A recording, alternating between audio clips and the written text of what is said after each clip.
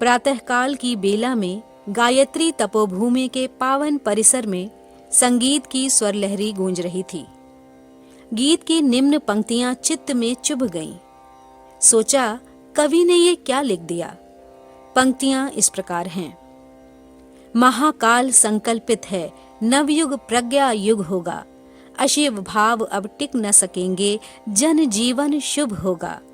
परिवर्तन का चक्र चल रहा, सभी बदल जाएंगे। जो न बदल पाएंगे, अपने आप कुचल जाएंगे। गूंज उठे डमरू के स्वर, जागें और जगाएं। महाकाल की चली सवारी, चलो साथ हो जाएं। यह परिवर्तन की बेला है, युग परिवर्तन लाएं।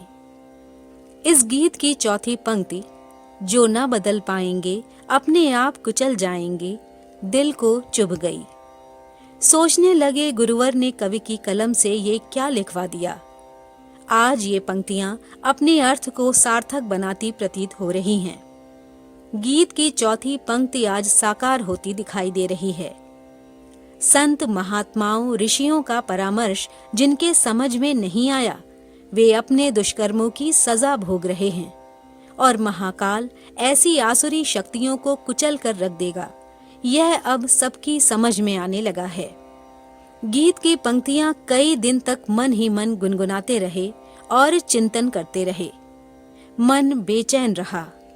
मन की शांति और बेचैनी के समाधान के लिए गुरुवर के साहित्य पर दृष्टि डाली तो ऐसा समाधान मिला कि दिमाग साफ हो गया और इस मत को पूरा बल मिला कि अब युग परिवर्तन होकर रहेगा, इसे कोई रोक न सकेगा।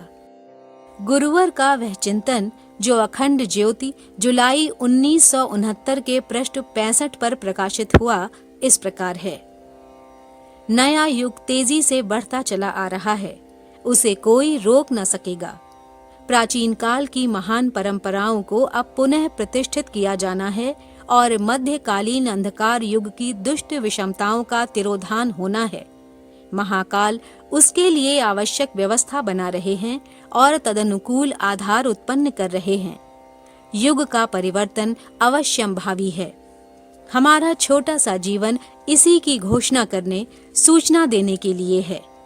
परिस्थिति के अनुरूप जो समय रहते बदल सकेंगे, वे संतोष और सम्मान प्राप्त करेंगे, और जो बदलेंगे नहीं, मूढ़ता के लिए दुराग्रह करेंगे, वे बुरी तरह कुचले जाएंगे। उनके हाथ अपयश, असंतोष और पश्चाताप के अतिरिक्त और कुछ न लगेगा। हमने अपना जीवन नवयुग की पूर्व सूचना देने और महाकाल के इस महान प्रयोजन में सम्मिलित होने के लिए प्रबुद्ध आत्माओं को निमंत्रण देने में लगा दिया।